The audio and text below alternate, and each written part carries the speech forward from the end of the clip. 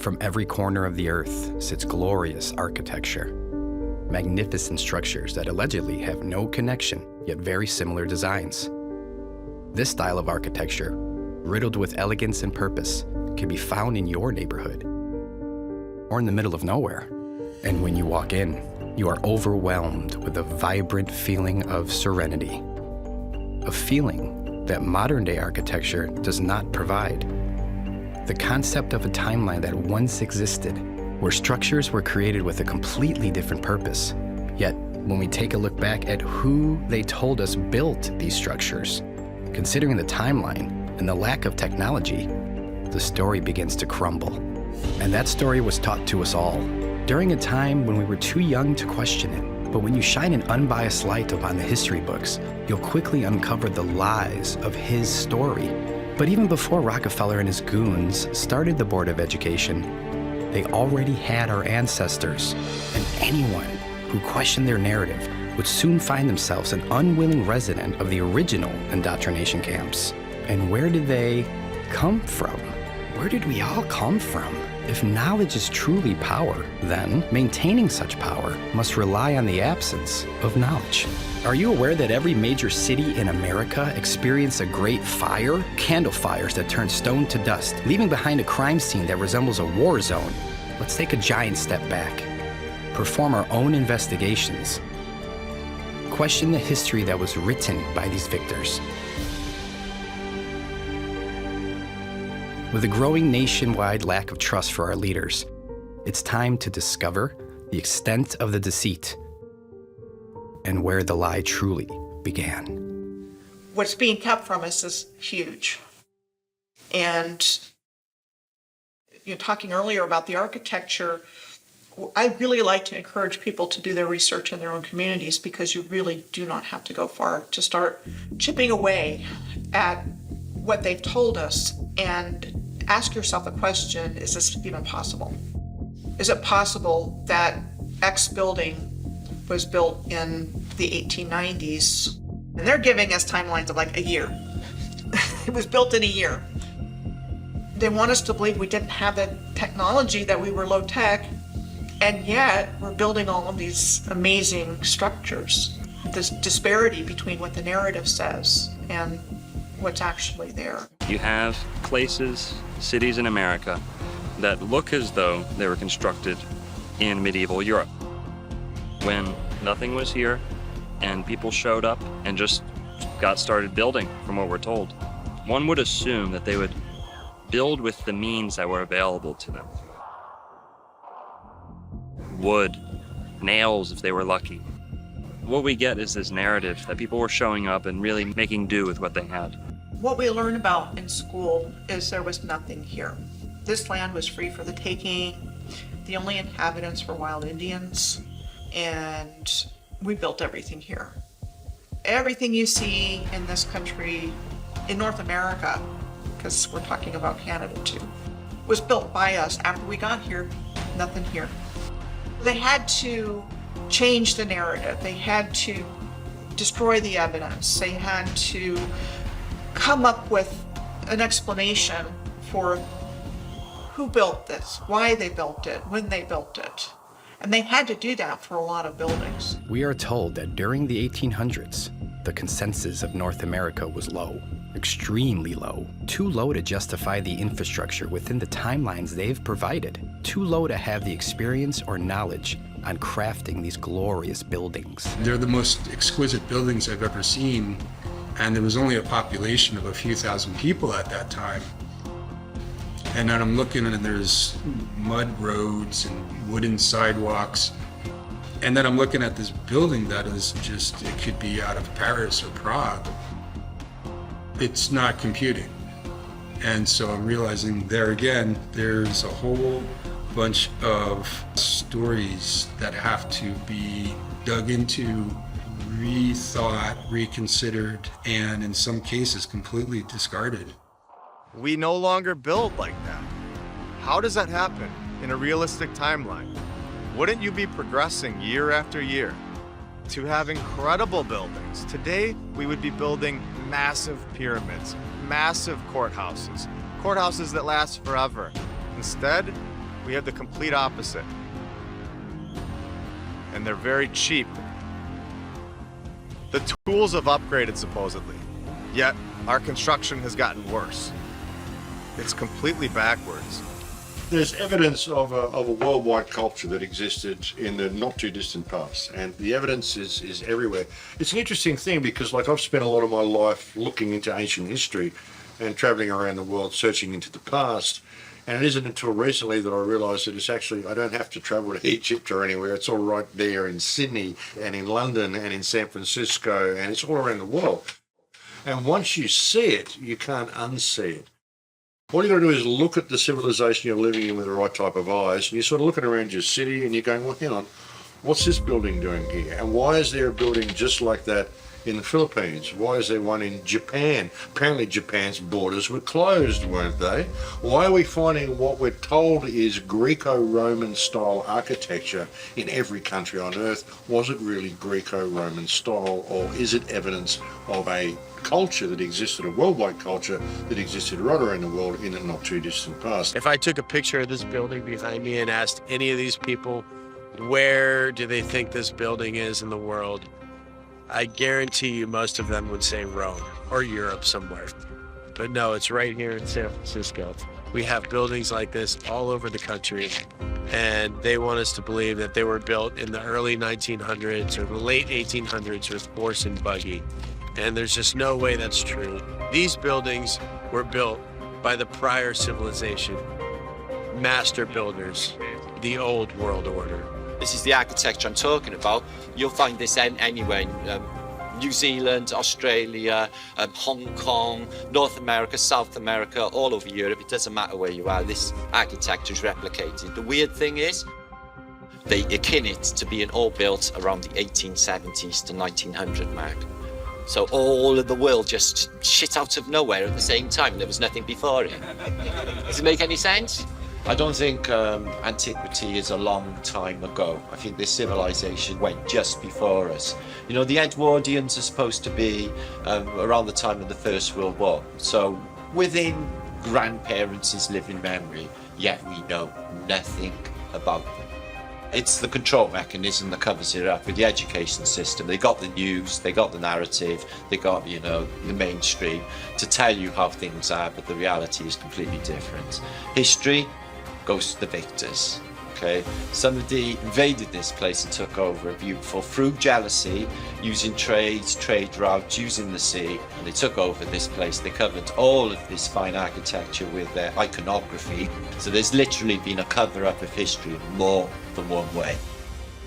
If you look at Capitol buildings all over the earth, they look the same. They do. They've got columns, they've got domes. It was not random. And every story we're told in our historical narrative about how a place got started was some guy was the first settler there, bought some land, subdivided it, sold it, and pretty soon you have a city. But the whole narrative is based, especially in North America, that there wasn't anything there, and we built it all. You could look at it, the whole building was a work of art.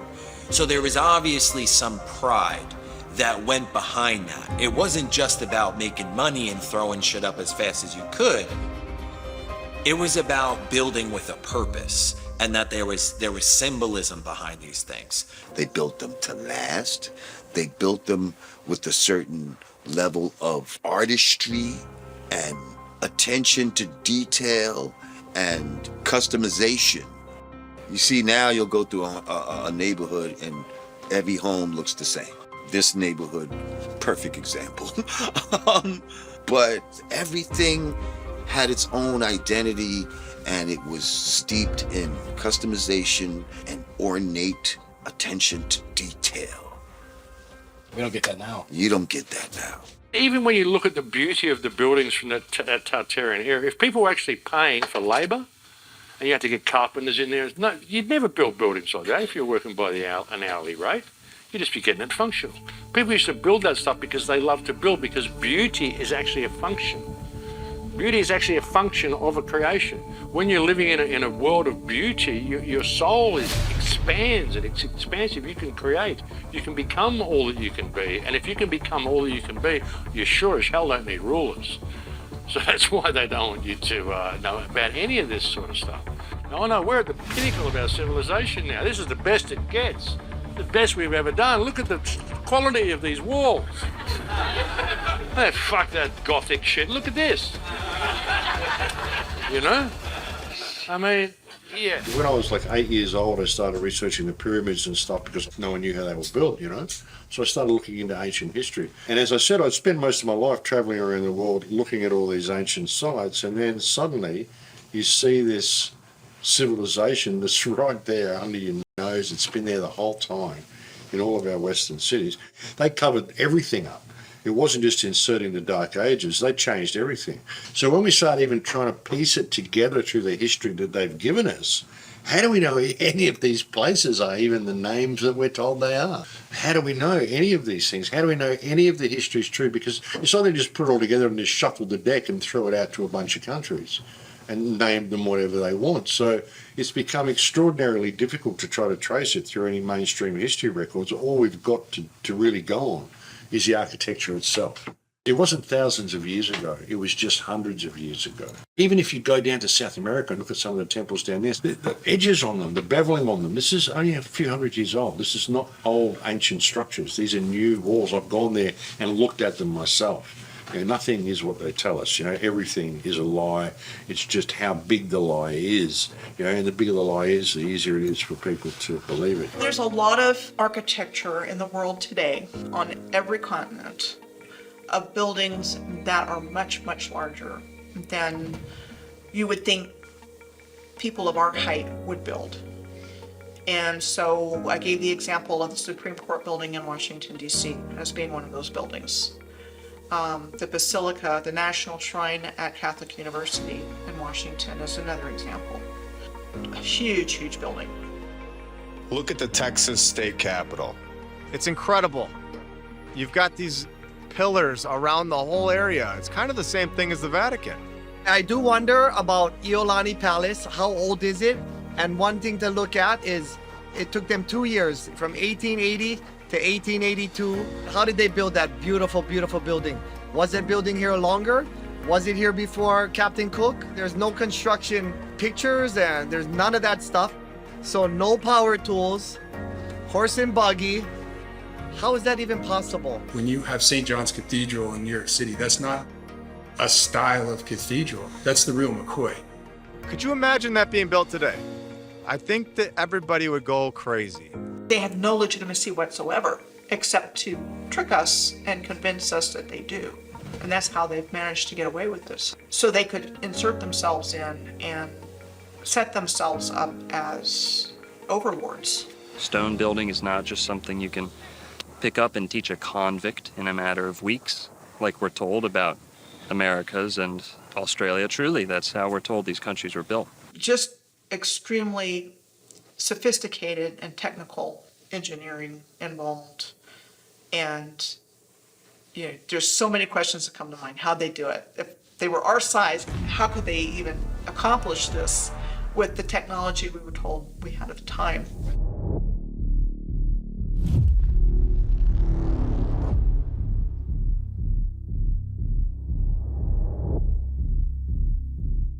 You'll find many of the banks, post offices, government centers, especially 100 years ago, were facilitated in these large, glorious stone structures.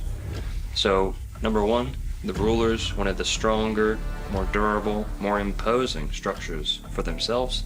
That sends a message to the people you're ruling over. We're going to play a little game here with two alternatives, right? And you or I, whoever the person deciding between these two is, I'd like for you to pretend you're a world leader. You're not a good one. You're evil and you'd like to rule the people underneath your thumb. Or you're looking to maintain control over people. Bear with me and envision these two alternatives. In the first, we have the opinion, the theory, the teachings, the paradigm that man is nothing but a carnivorous monkey in outer space, floating on a rock for no reason, in the middle of nowhere by accident. And this all got kicked off 43 bajillion years ago on a Tuesday at 6 o'clock p.m. And they can determine this with their color star charts and moon dust and things like that. And going on to a long, vast existence of nothing, just surviving by instinct, on par with an animal. Justification for any morals, ethics, no real pursuit of true happiness, no pursuit of harmony and understanding here on the earth. And this is all what we're living in today. There's no spiritual accountability. There's no understanding of beauty. While on the other alternative, on this side, we have a purposeful creation, a purposeful design to not only the human being, but the entire earth, the laws of nature. No theories, only laws ingrained into existence, woven into the fabric of reality by the designer, the creator, not in a linear sense, not, back then, this many years ago or that. It doesn't work that way. This is the fabric of what we live in. There is a value placed on beauty. Why? Because God has a beautiful creation. In order to return the favor, mankind has an impulse to create beautiful things. In recent times, this has been robbed from us, but nonetheless, it's in the soul of every human being to not only value beauty, to seek it out, to place a high, high emphasis on it. This is how the ancients maintained their ways of life. Geometric, proportional laws of beauty.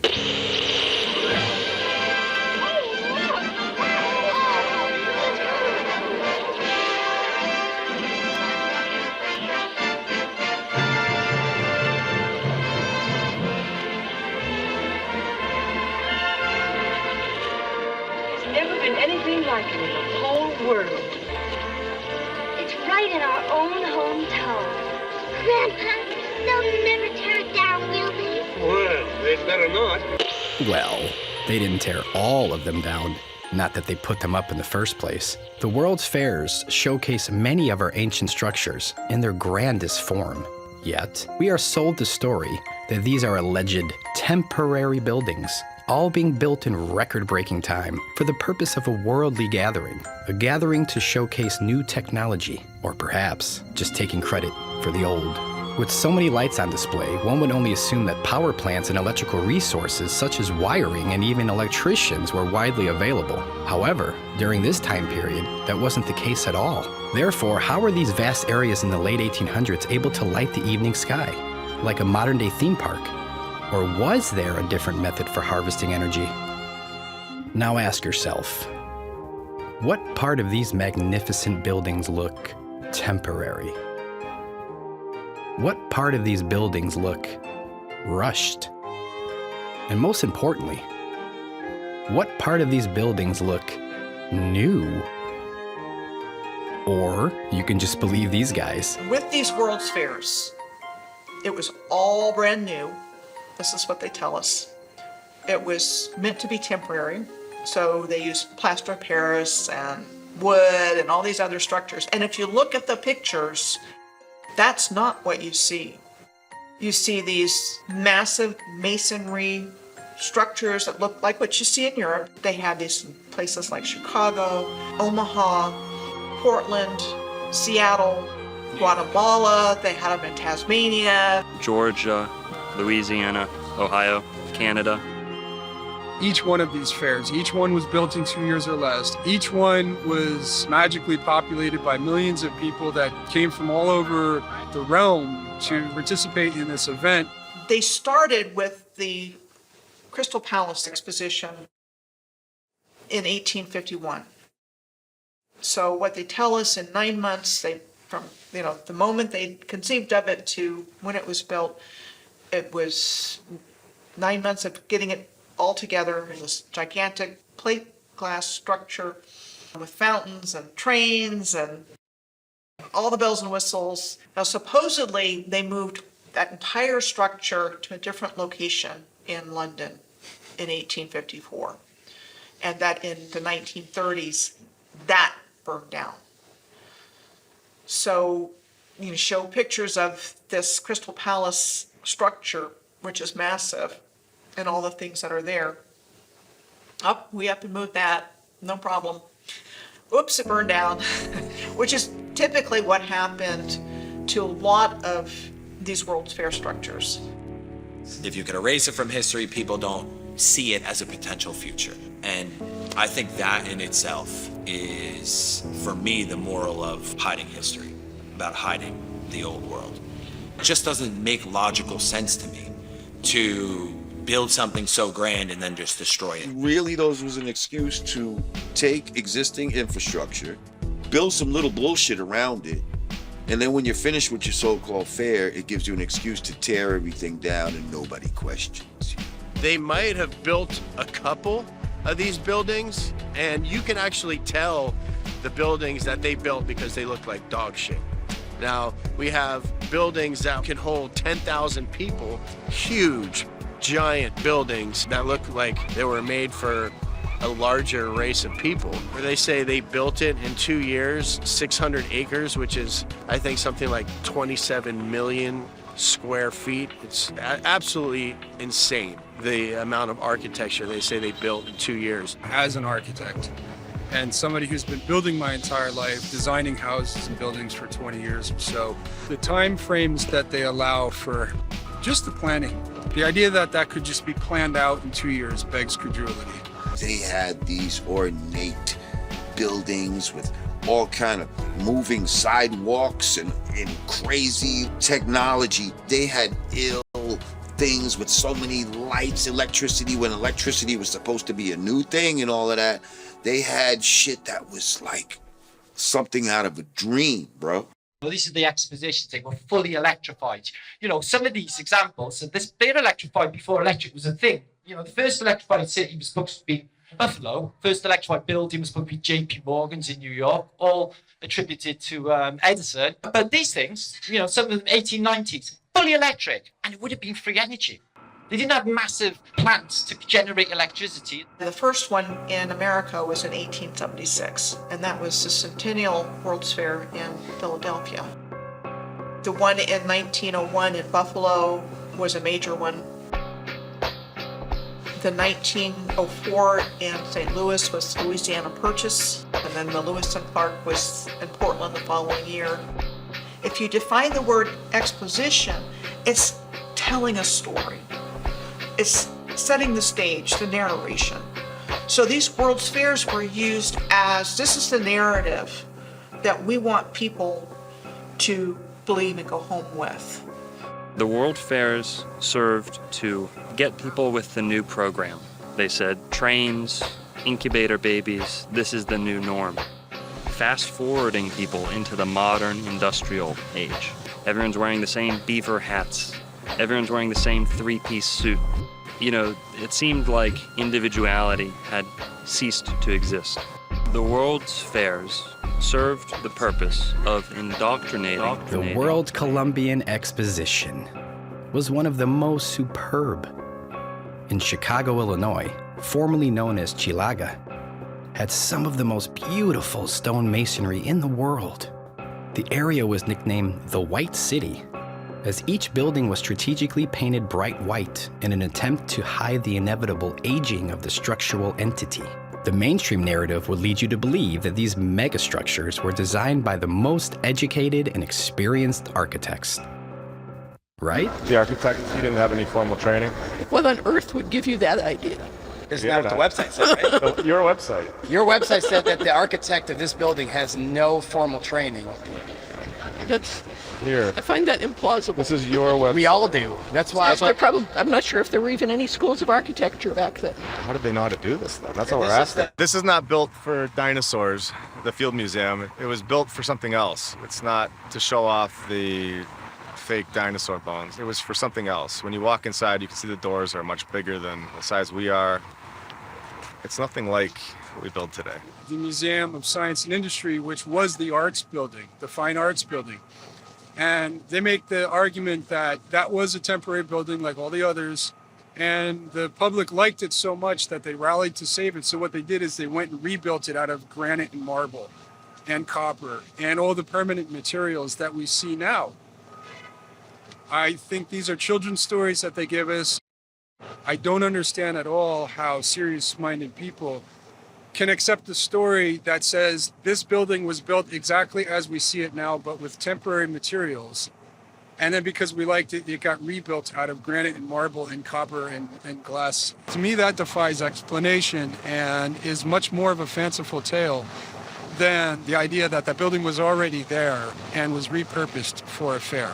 This one connects to the Shed Aquarium, I guarantee it, and it connects to a lot more buildings around this area.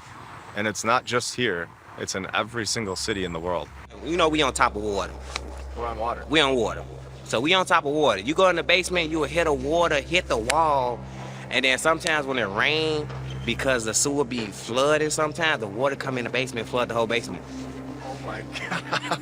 Thoughts on that? That's exactly what we're talking about. Before we leave it, press them on that. What do you got on that? Okay, so there's massive tunnel systems throughout all of these buildings everywhere in the world. Yeah. So you're telling us right now that there's tunnels.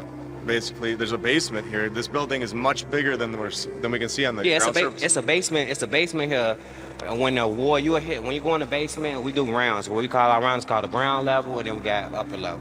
So when we go downstairs to certain hallways, you will hear water hitting the walls. Wow. You have seen the tunnel systems on any of these buildings? According to the information gathered from my grandfather, who got here in Chicago in 1969, well, before that, as far as for what we have here from the museum we're in now, from the Field Museum to the Shed Aquarium to Soldier Field, there are the pathways underneath that are all connected.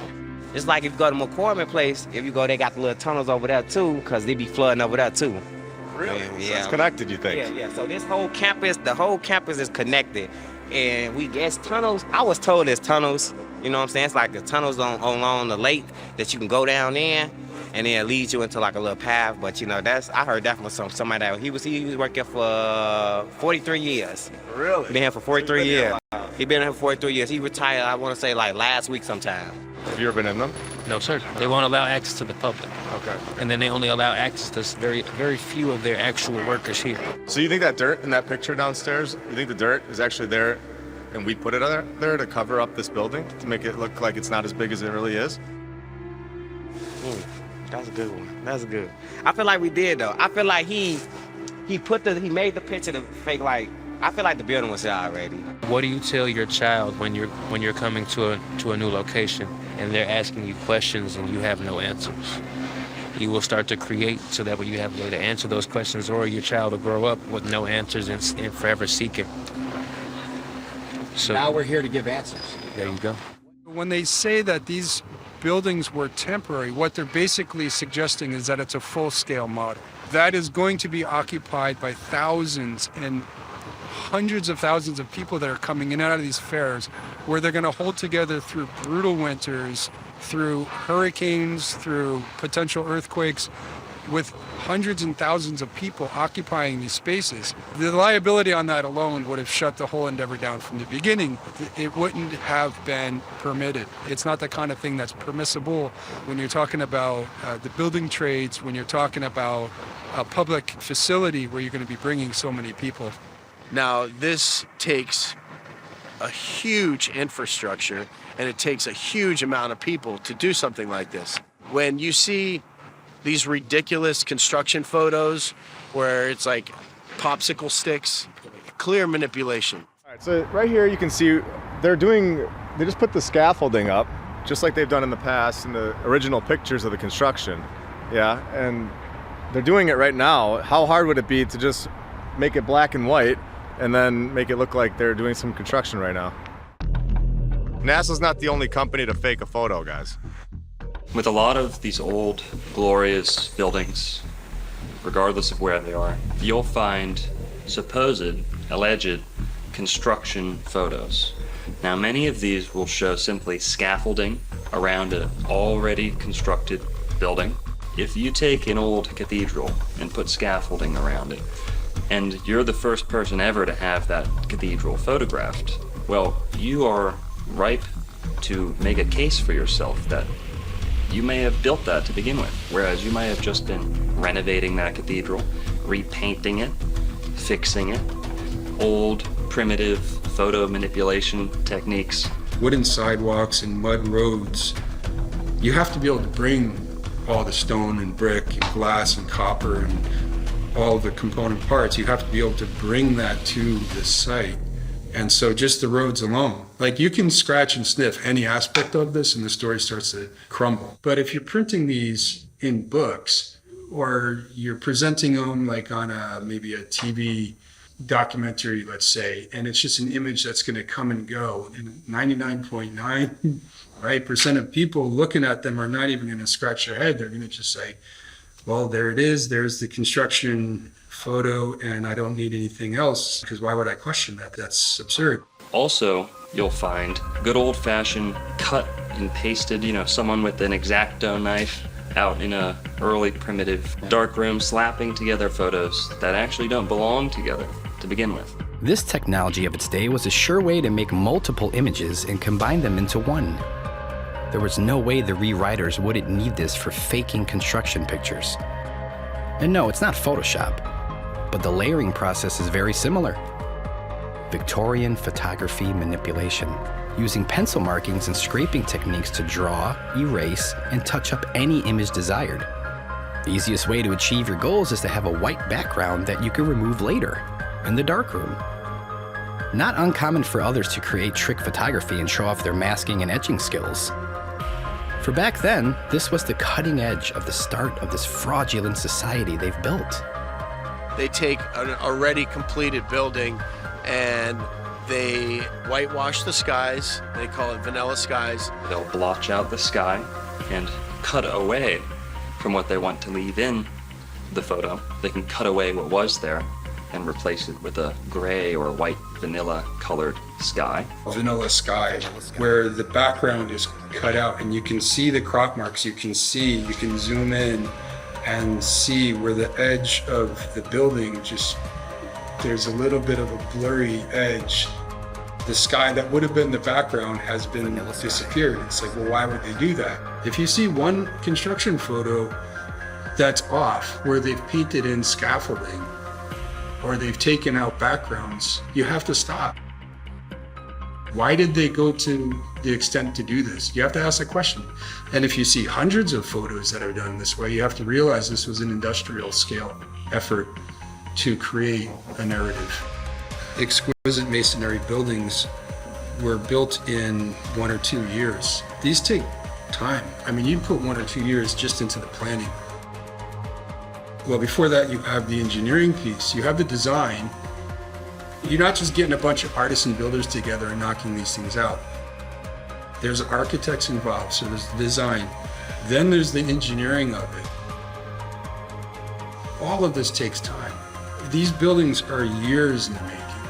And especially when you're crafting every single corner of it, like what we're seeing every doorknob, every cornice over a window is celebrated. And this is why the architecture is so beautiful. It's an architecture of celebration. You have to ask yourself this. Why is there such a lack of construction photos from the inside of the buildings? The outside's incredible, but the inside is built like a palace. There's such a lack of photos from the inside of these buildings, and they're incredible. When you had the Kleksinski building in Chicago that took 14 years, and then you come back and you look at the one before that, the Federal building, built in 7 years. How is that possible? They're not gonna be able to bring these things all the way up to the top, get these people that have no training, and actually create this amazing thing that lasts forever. In a timeline where they tell you they were riding around on horses and wagons, where this should not be accepted. It's just not gonna happen in the amount of time that they're telling us. We know people cook the books in other areas. We know people have manipulated photos for the sake of deceiving people, just like NASA does. This isn't a new thing. It's an old thing, but it's still being done today. You find photo manipulation. Now, CGI, the techniques have developed substantially. But back then, they thought they were at the cutting edge. They didn't think that they would be caught onto. Or maybe they didn't care. Like, by the time they figure this shit out, who cares? We'll be long gone, and who cares? They have their stories. everything has something to explain it within the last 100 to 200 years. I even called the Illinois State Archives building, and they didn't have information on their own courthouse that's located within 1 mile of itself.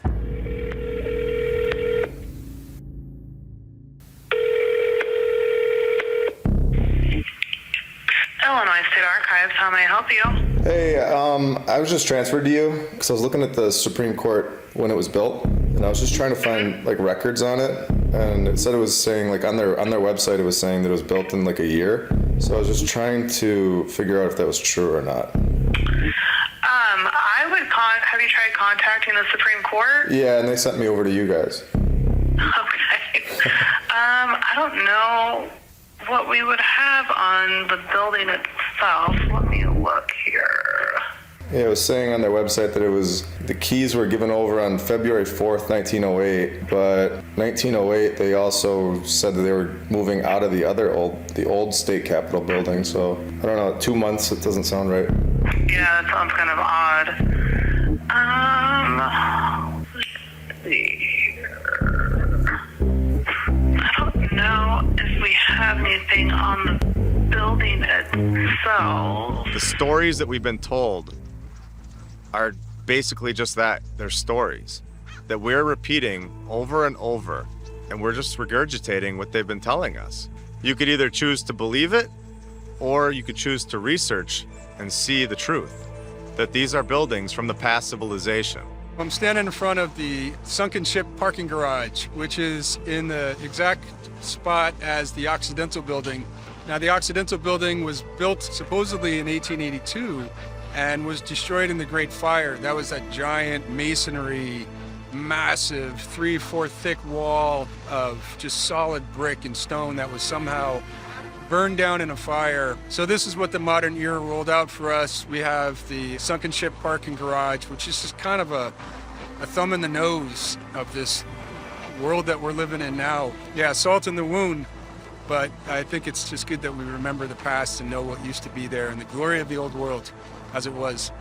On a lot of these old glorious structures, you'll start seeing old cheap banners, signs just kind of get slapped on to these old glorious stone buildings.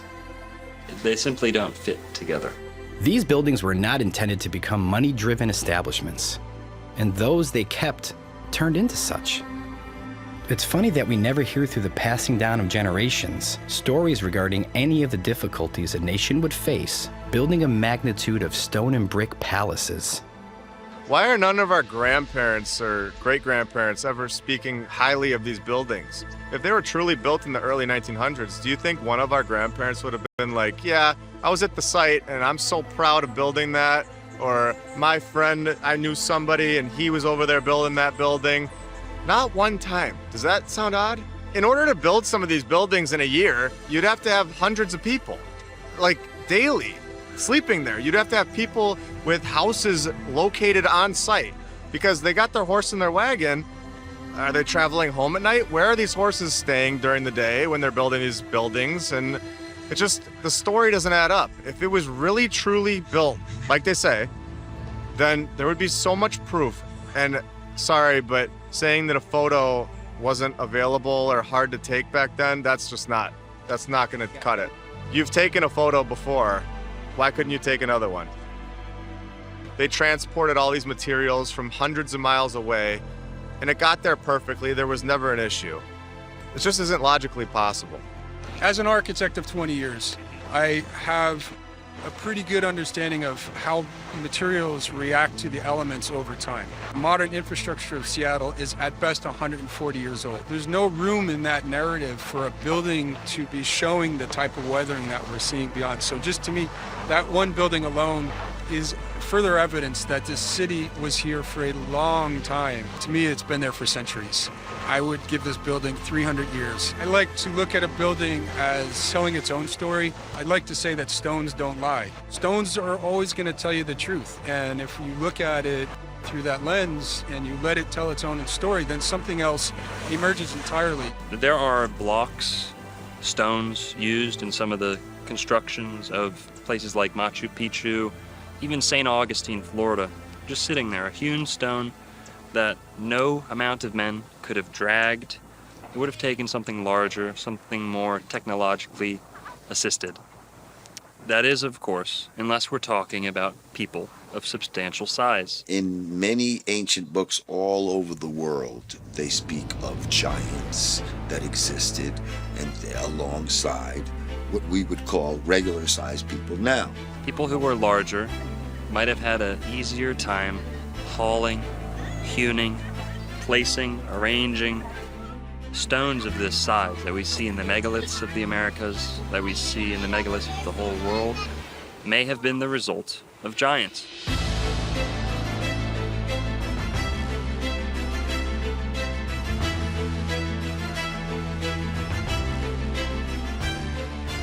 If you're using critical thinking, it just doesn't make any sense as to why build at such a large scale for people our size. That's the weirdest part, is when you have doorways in random buildings that are too big. They're 20 feet high. Why would you build a door frame that's 20 feet high for a population that is so small? Why would a regular-sized human, not just why, but how would a regular-sized human make something so massive? It just boggles the mind. Why do 6-foot men and 5-foot women need that? We don't do that. We build door frames that are proportionate to our size. They're just absolutely huge. There's no sense whatsoever. Church is exactly the same. They have just massive doors, and just like you go through a little door here to get in there. I noticed when I was in Europe last, they had some doors I took photographs of, and the lock on the door is up here. Yeah, the taller people. You have these door frames that are in stone. You can't take them away. And they're 20 feet in the air or taller. And then you have our door frame that we build inside of the door frame so that we fit through normally. We're much shorter than they were as a civilization. Think about it. You'd have to be a fucking moron to build a door that's 30 or 40 feet high if you're 6 foot tall and you can't even reach the doorknob. Across this plain, we find much evidence, abounding evidence of giants, not only in the major city centers of this world, but in the burial mounds and ancient ruins of the old world. And what you find around the major city centers is giant doorways.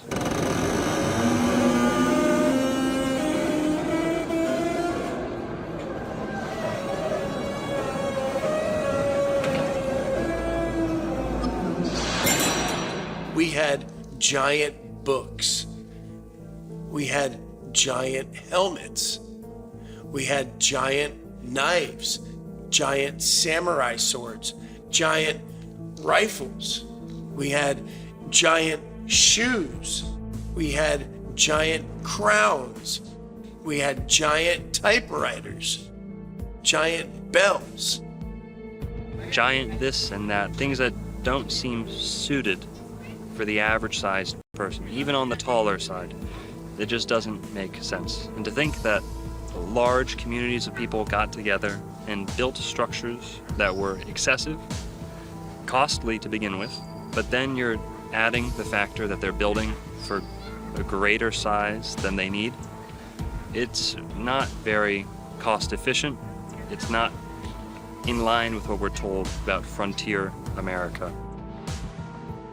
So even just compared to me, right, in terms of a hip placement, my knee is up here and I'm 5'11". So these are really large individuals. Really large individuals. And then when you think about it, it's not even that big of a deal, really. Like, what's the big deal if there was giant people?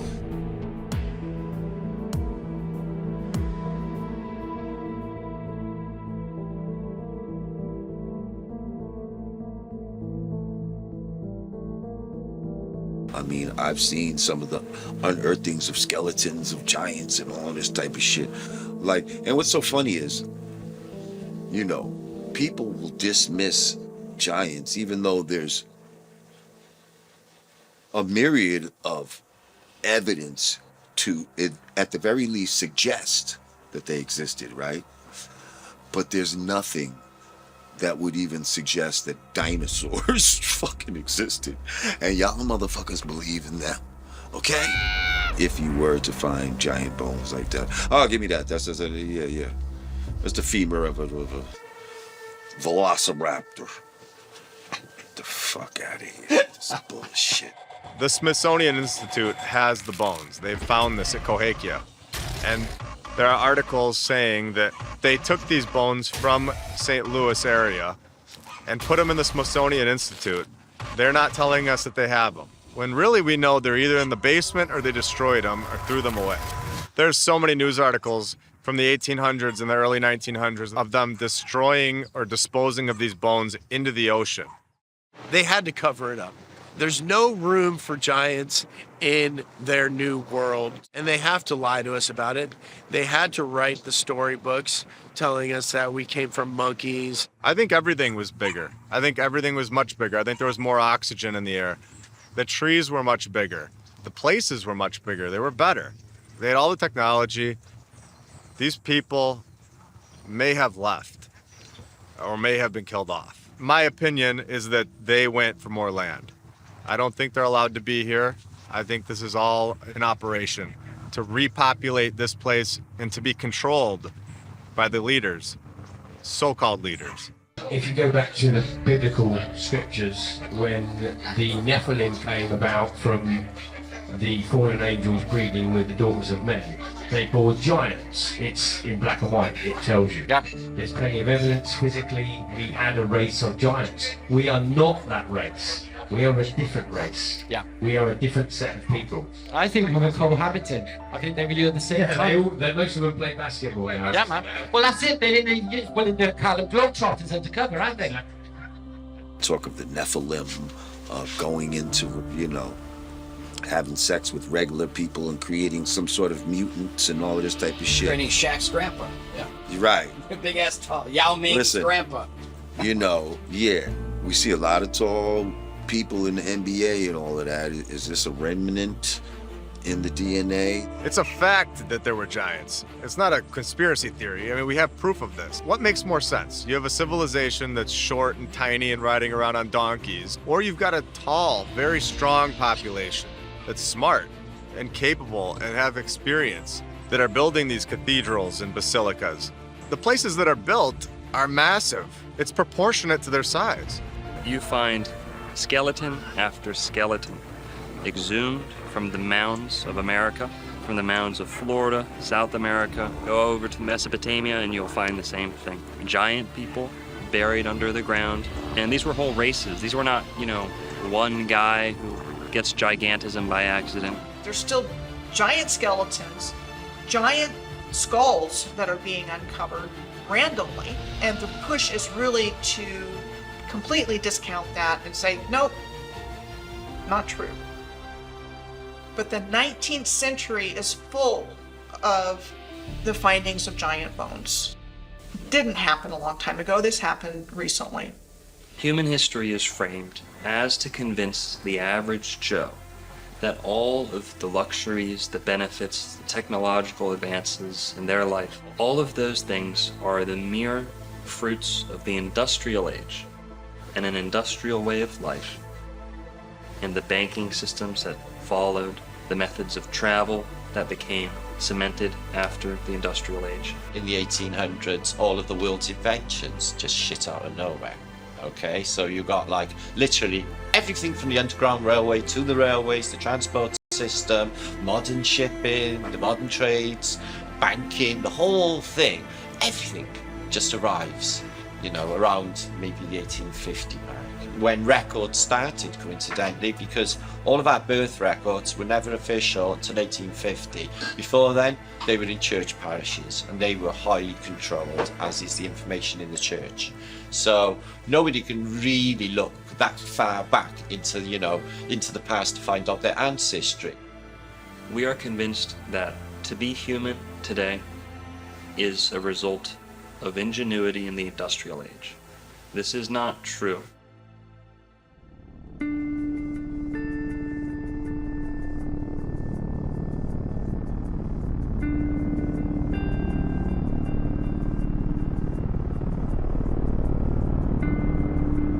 another element of history they've conveniently helped you forget about. A luxurious form of travel that was promptly removed from our skies. Airships are the oldest form of air travel. They're the most time-tested. Now, they've been taken out of circulation. A lot of people have the false impression, misconception that if you were traveling on an airship, you would be confined to the little cabins that were suspended from the bottom. You know, like the pilot's cockpit. You'd probably feel a little iffy about those coming down, being on the bottom of the ship. It's coming down, you look like you're gonna get smushed. Well, that big blimp is not just a balloon.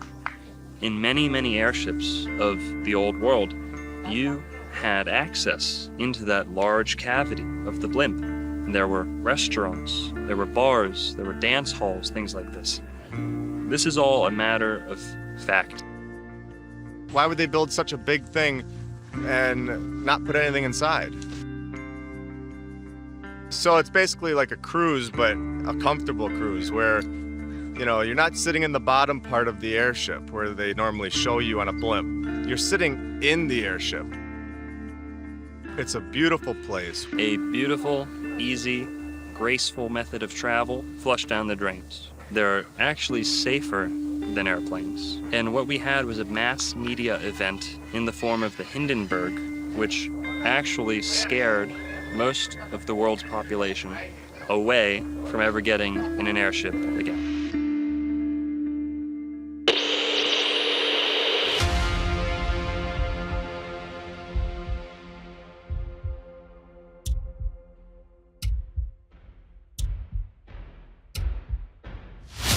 It's starting to rain again. The rain had slacked up a little bit. The back motors of the ship are just holding it just enough to keep it from... It's burst into flames. Get it started, It's right, and it's rising terrible. Oh my, get out of the way, please. It's bursting into flames, and it's falling on the mooring pads, and all the folks between it. This is terrible. This is one of the worst catastrophes in the world. Oh, it's like 400 or 500 feet into the sky, and it's a terrific crash, ladies and gentlemen. The smoke and the flames now, and the flame is crashing to the ground, not quite to the mooring mast. All the humanity and all the fans are screaming around it. I can't talk to people. There's friends around there. I can't talk, ladies and gentlemen. Honest, it's just laying down massive smoking wreckage. And everybody can't hardly breathe and talk and screaming. Lady, I'm sorry. I can hardly breathe. I'm going to step inside while I cannot see it. Charlie, that's terrible. I can't. Listen, folks, I'm going to have to stop for a minute because I've lost the voice. This is the worst thing I've ever witnessed. Oh no, can't do this. They're dangerous. With the footage of the flaming Hindenburg, you know, falling out of the sky. Nope, no more airships. But there's a lot of evidence, shall we say, that's available to show that, yes, there were airships and they were a pre-existing technology.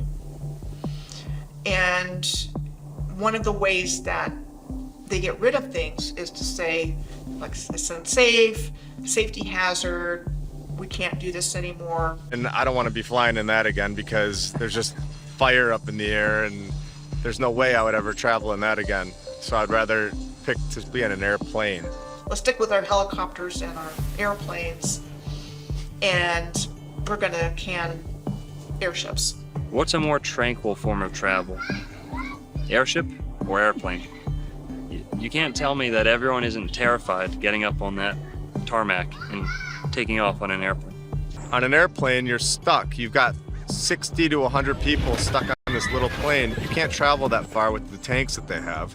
With an airship, you can travel very far, and you can travel with a lot of people. You could take mass amounts of people to these other lands that are much further than we could ever imagine. The airships of Germany were touching down in Opelika, Florida for years. And Glenn Curtis, the man who opened up that Opelika airport, is a man embroiled in scandal So if anyone's telling lies here, it's those guys. Glenn Curtis was nicknamed fastest man alive for breaking top speed records on a motorcycle using gas engines. And he helped push gas as superior to steam and other techniques. He started slapping gas engines on airships too, and he helped get them off of other methods. Then he did the same thing with airplanes in direct competition with the Wright brothers. He tried to steal the Wright brothers' patents with the help of the Smithsonian. Towards the end, they started filling them with dirtier gas, trying to get them to be gas propelled. That was not the case. Many of these were steam. In some instances, just like a submarine. They can try and hide this from us a little bit, but you, the viewer, can go and look this up for yourself. The blimps were a lot more sophisticated than we're told. And going back to the comparison between airplane and blimp, they can literally and metaphorically bottleneck the costs of travel by only allowing so many people onto this tiny little tube that's traveling so fast, so dangerous. We'll let this go by. Speaking of modern day airplanes, You can only fit maybe a couple hundred onto an airplane when you could fit a couple thousand onto an airship. Number one, it's graceful, but number two, you can fit way more people. You can have way more facilities on that. It's like almost like a traveling city. So the airships provided something that airplanes don't. They were safer in terms of the speed of travel, the danger of landing somewhere you're not supposed to. To think, if your fear of flying is caused by open waters, in the case of an emergency, you would now have a way to safely dock on a boat. And a fear of landing could be comforted by a slow docking airship. Things like the Eiffel Tower, which we were told was built for a World's Fair, but there's Eiffel Towers everywhere. This will give you an opportunity for a balloon to come in to your city and moor up, and you get straight out, and it delivers you to the place where you want to be. Now, don't think this is beyond the bounds of possibility. They actually did it. Hindenburg used to couple up to the top of the Empire State Building. The doorway would come out, gantry would come out, and everyone would climb out of the Zeppelin into the Empire State Building. And they've done it in LA, in Chicago. These balloons were the transport of the day. Believe it or not, it was not uncommon for people to fly their airships straight into downtown New York City and to dock those airships in the steeples, in the finials, the towers, the spires of places like New York City, Chicago, major cities in Germany, England, you name it. Airships were docking. They would offload people into the tippy tops of buildings. I think that there was more than just airships. I think that the technology goes further than that. I think that these things were much more powerful, and I think that they went further than we can ever imagine, to lands that we're not told about. Behind the scenes, they are still making these, but we wouldn't have access for making our own. If you wanted to build an airship today, you can't, because NASA owns 99% of the helium. The tech back then was possibly even more than what we have now. There's videos in the 1930s, 1940s of hoverboards and portable scooters that ran off of electricity. They used to have self-parking cars. Right when photography was invented, you have these electric trolleys running wireless around cities. 20 years later, they'd all be breaking down, then went on to wires, then went on to the slower Edison electric grid. And remember that they have much, much more than what they're giving us. They are slowly giving us back the technology that was once here, that they found from the previous civilization. It's funny, right? Because they drop it back in doses, pretend like they're the heroes to reintroduce it. But meanwhile, that very thing that was designed to create freedom and creativity within humanity is now spun to be used for manipulation and control. But it's dropped in those doses where we just accept it, and the line gets pushed further and further and further, and people just sit back and they're just like, this is life.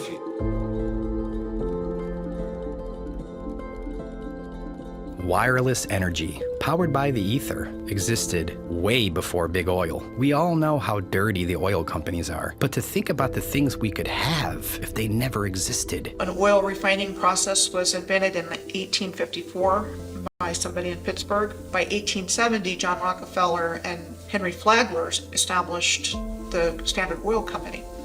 And so it was like they needed to get a replacement energy source as quickly as possible.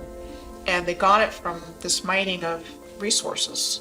Back in the 1800s, mainstream academia had 18 additional elements on the periodic table of elements, ether being one of those, right? And somewhere along the line, when Albert Einstein came out with his theory of relativity and started doing lectures across the country and the world, that anybody that spoke about ether at that time was completely, like, their reputation was destroyed. They lost their laboratories, they lost their teaching jobs, like what we saw in 2020.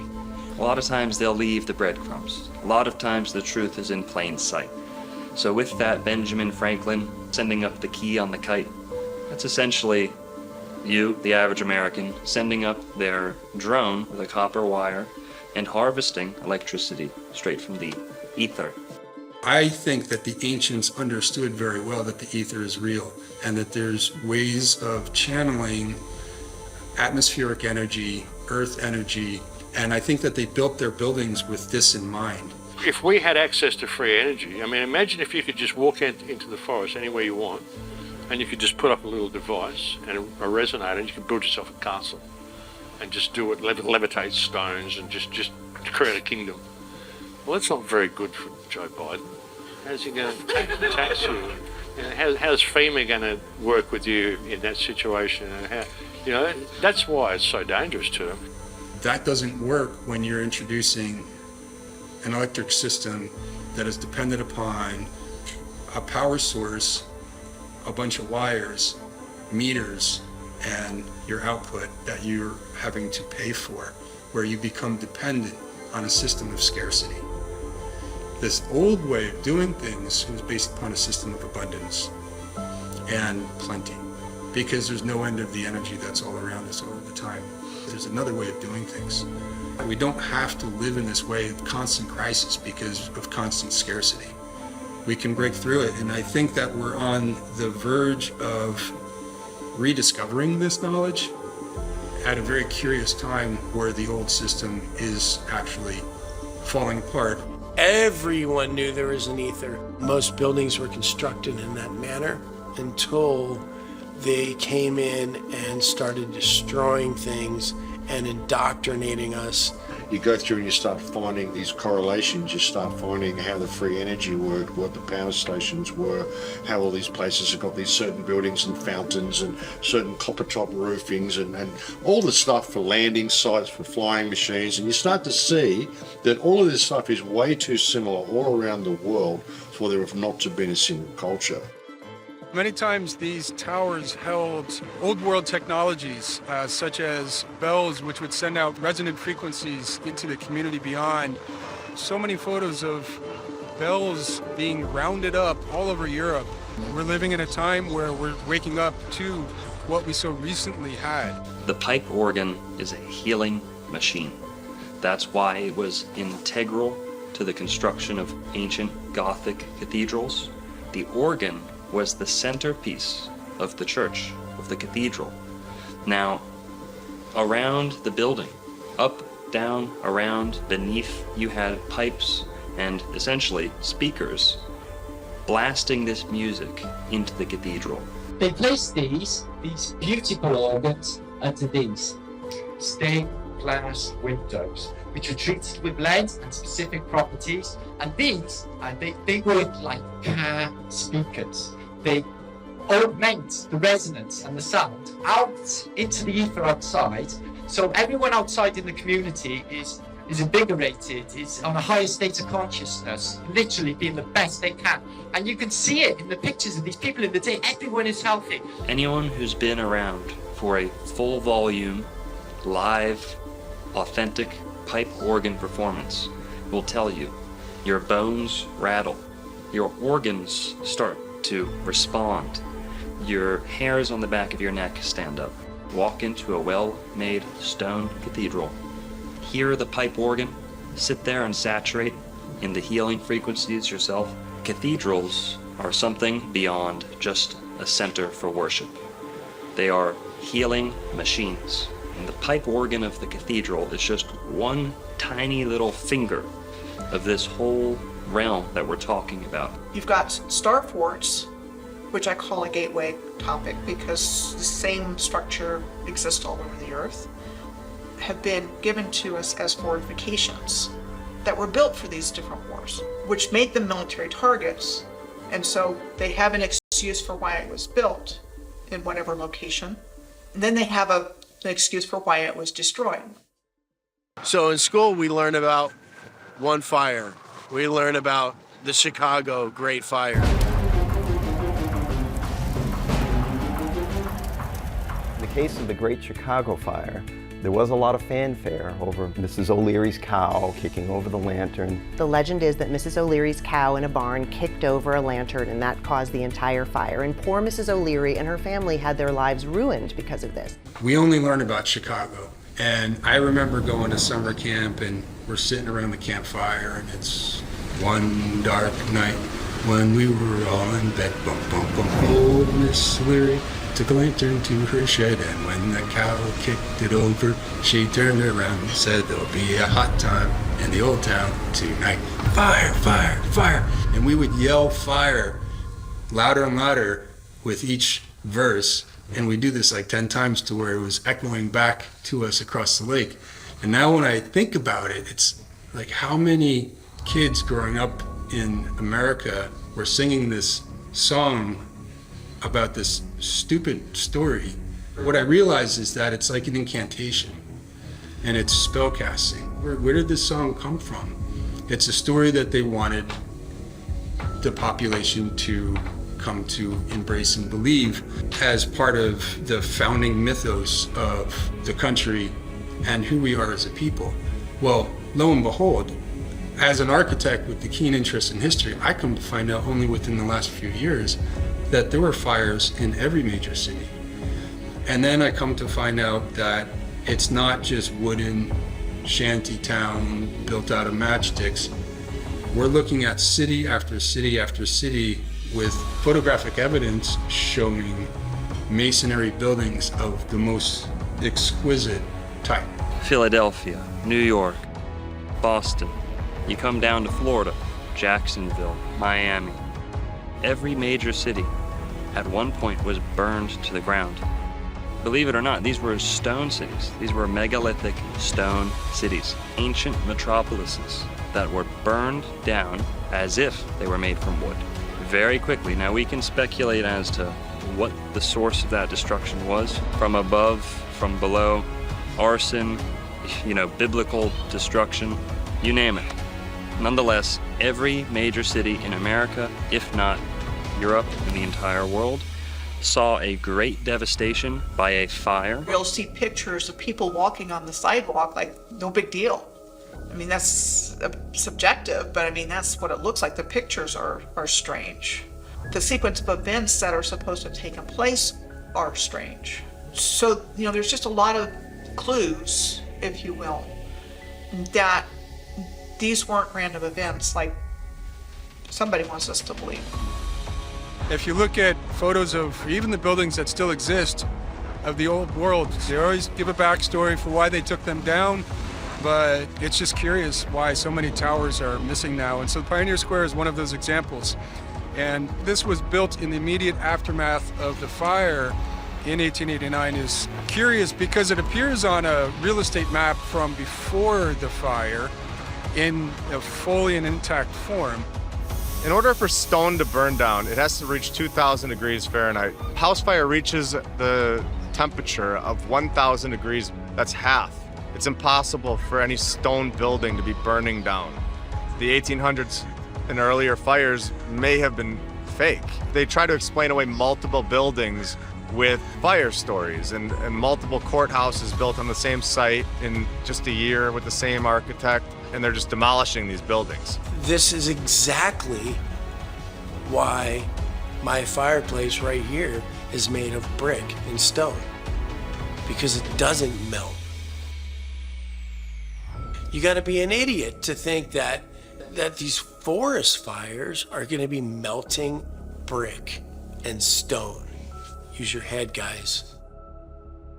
As they are busy dismantling it in the 3D reality that we experience, it was part of a program to dismantle the old world and shock us into an acceptance of basically the new world order. And that's why I wanted to speak to you today about the new world taking shape around us, about the prospects for a new world order now within our reach. It's the new order, Babylon banging down your door.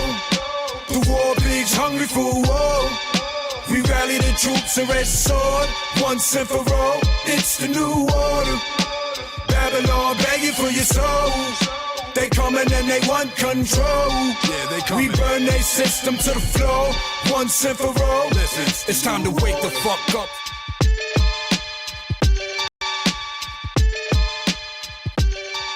So you had what I would call the reset of history according to a very specific narrative. I mean, it didn't change very much. And using the media like they do today to publish it, print it, this is what happened, these are all the details, these are all the people involved, we got it down on record. So again, they're saying, okay, everything was built out of wood, like a Hollywood movie set. Didn't hold up, it caught fire. So we came in and we built all of these beautiful structures to make sure they wouldn't burn down again. And that is told repeatedly.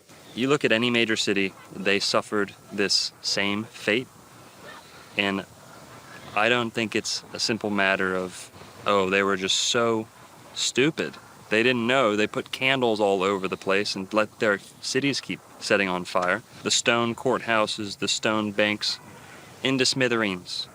Now in Jacksonville, we actually had a fire where there are first-hand accounts of people who were escaping the fire, and once they thought they had escaped to a safe distance, were watching the fire, because that's what people used to do back then. It wasn't much of a fire department. They just said, well, it's burning, just time to take photos and watch.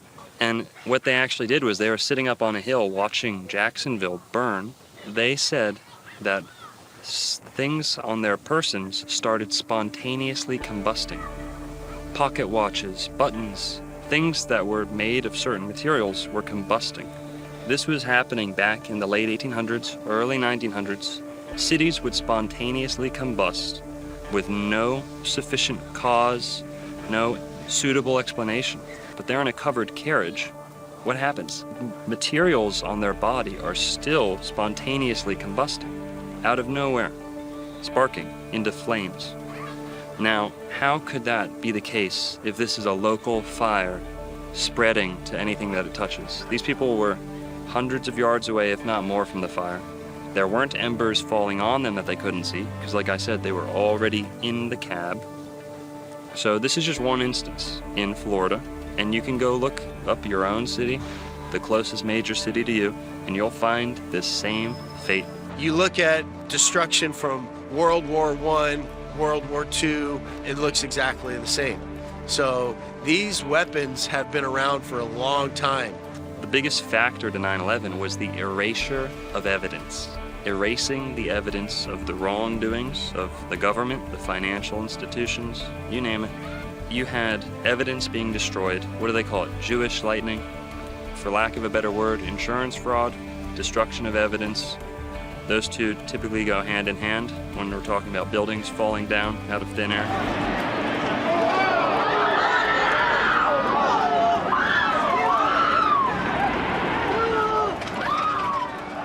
Seattle burned down, the downtown. 2 months later, Ellensburg, which was at that time a major city in central Washington territory, burned down. 2 months after that, Spokane, which was another major city on the eastern flank of the territory, burned down. And when I discovered that, I just went, hold on a second. Like, there's something else entirely going on in the backstory. It's like they want to get rid of these beautiful structures, and some are still in use, but the ones that are inconvenient to the narrative, they just want gone. And there's also probably a component of the energy grid in all of this as well, because they keep what they can use, they keep what benefits them, and at some point they determine, okay, we don't need that anymore, for whatever the reason. Part of the story of the fires is that the fire chief wasn't in town at the time. He was away on some conference. And so the command structure was broken. So the mayor at the time in Seattle was the one that was calling shots. And he was making decisions that they should go in and make what they call fire breaks between buildings, meaning actually bringing dynamite into buildings and blowing them up. And that's acknowledged. And that's acknowledged in Boston, the Boston fire, in city after city, what's called a tactic to contain fires. And then they often say, well, look back in retrospect, maybe it wasn't the best idea. Well, what was causing these fires and what was causing this type of damage in the first place needs to be examined. So when you have a broken command structure and somebody else is calling the shots, that's really curious to me, because that's the same thing that happened in Lahaina. The wildfires that swept through Maui are the deadliest in U.S. history in more than a century. On social media, people are speculating about what could have caused the fires. One trending theory is that the fires started due to an attack from a directed energy weapon. They're weapons like lasers that use energy fired at the speed of light to damage or destroy targets. According to the U.S. Government Accountability Office, many countries, including the U.S., are researching their use. Yep, they flipped the police chief Pelletier, who was from the Vegas shooting. They made 10 emergency declarations, all about Uncle Billy's and all about Banyan Drive and all this stuff. And to believe it or not, the Sunshine Law, where they removed the Sunshine Law or suspended it, it wasn't in these 10 proclamations that they really promoted and really blew up all over the news. It wasn't in any of them. It was in this quiet little Affordable Housing Act on the side. Truly, it does look like only the places they wanted. Safeway didn't get hit. The gas stations didn't get hit. They knew what was going to go where. It's either they did it from the top with the laser energy weapon, like others say, or it came from the bottom. But one thing was crazy is that over 24 hours later, they were still letting the fire burn. The fire was blowing so fast, the wind, it said it moved 1 mile in 10 seconds. Only thing I would think in my head could move 1 mile in 10 seconds. Some kind of boom one time, the whole place. With the fires from Maui, I mean, I've got these rows of cars that are just completely burned. Honestly, none of it looks like a fire. It looks like it's been destroyed with like some weapon or something from an angle. Just completely destroyed by a direct energy weapon. Just buildings sliced in half. You have melted cars, you have melted everything. I mean, it just completely looks like a war zone. Send a laser from a directed energy weapon against the community and then step back and say, oh, that was natural, or too bad, so sad. And all those people are left homeless and they don't get any help. And people aren't being allowed to get out of there. When it's happening, they're jumping in the water and poof, and everything looks like, cars are burned out. And people are going, whoa, what's going on here? And they're not getting any answers. And the current administration also has the slogan of Build Back Better, which was the excuse given for these other great fires. Well, everything was wooden. So look what we did. We built it back with this solid brick. I think what we're seeing now was never supposed to happen this quickly. I think all of these things were supposed to happen without us even being aware of it.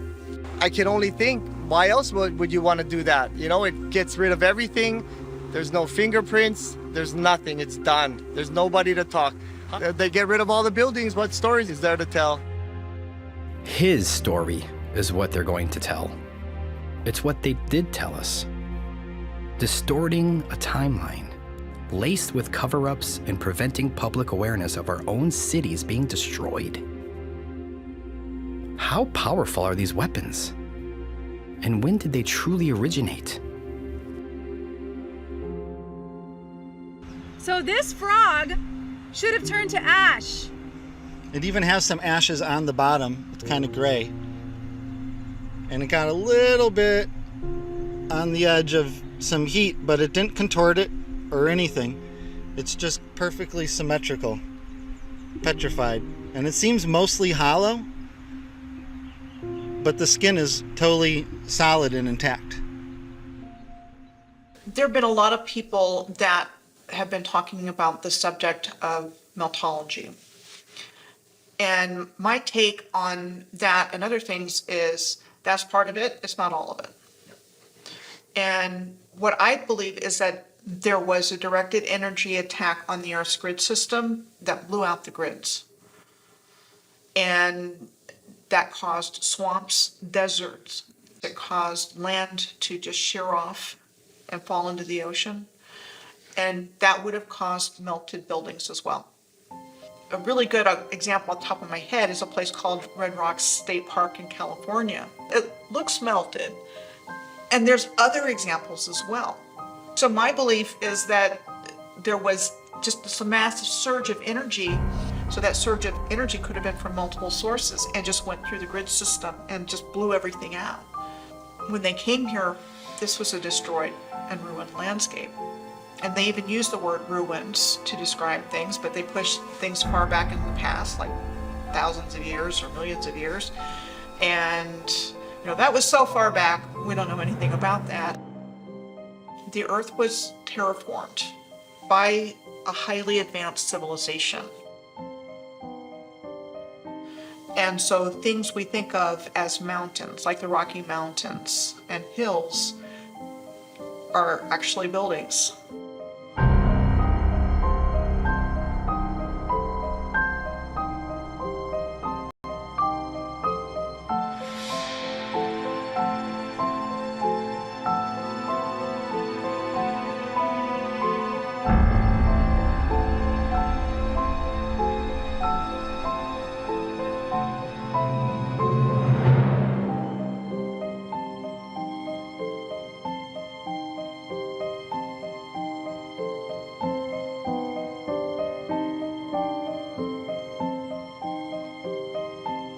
When you look at the city of San Francisco in the early 1870s, and not a soul around, vast emptiness with a fully intact city, and nothing's out of place except that there's no people. And so what it looks like to me is they went into a city that was already there.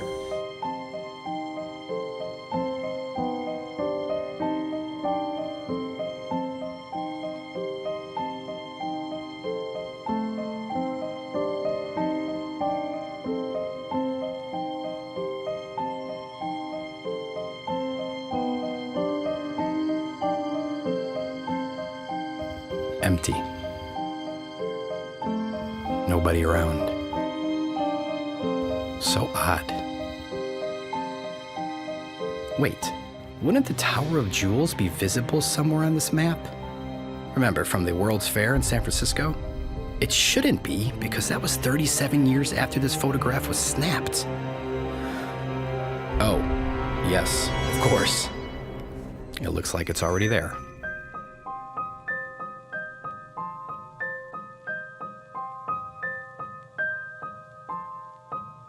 With the World Fairs, it does seem that the purpose of them was to provide us with a new narrative and bring the population to them, just overwhelm them with this fantastical realm that they were now going to internalize and then burn it down in almost like a ritualistic fashion to sear this into the consciousness of the people.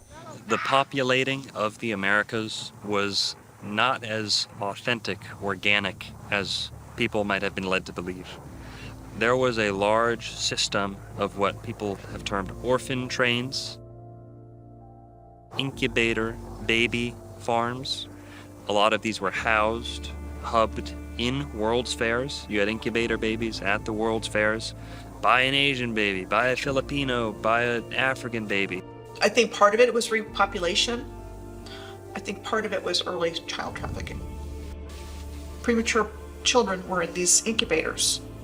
You see pictures of these, nurses in their uniforms in a room filled with baby incubators, with people paying admission. With our increased awareness today, we've got things like Planned Parenthood and other things going on. There are companies that mail kids. There's a bit on my business where somebody can place an order for a child based on eye color or whatnot, and they get delivered. That's not good. And I think it's the same idea that there's this harvesting of humans going on without our knowledge and awareness, and unspeakable things happening to children that got its start very early on because the same families are behind it.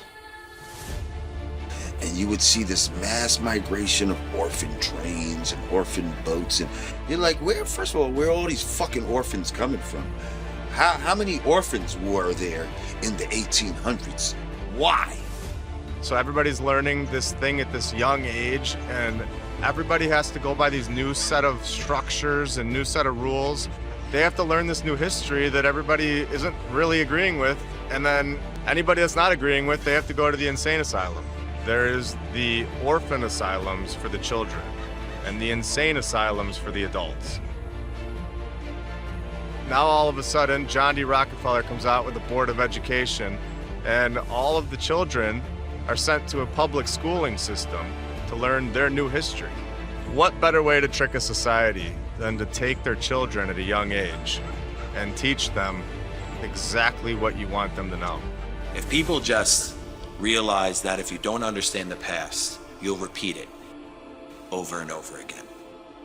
And it prevents people from going to progress in the future. And us as a collective species, we have to get to the nitty-gritty of what really happened, what our true potential now is as a collective civilization. Because we can't rely on those people anymore.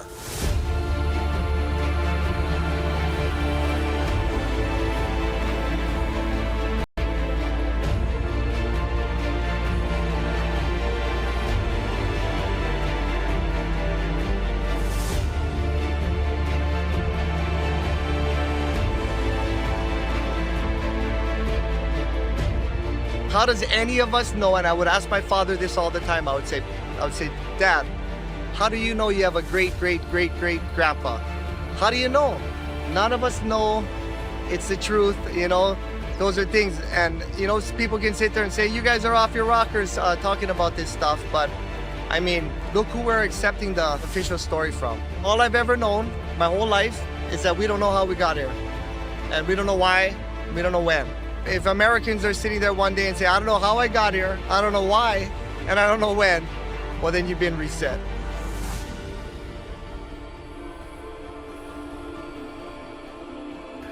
Don't believe what we say. Go out in your own communities and do your own research. There's plenty of buildings that they left for us to examine. Once we can all wake up collectively, then we can come to realize what they have truly done to us.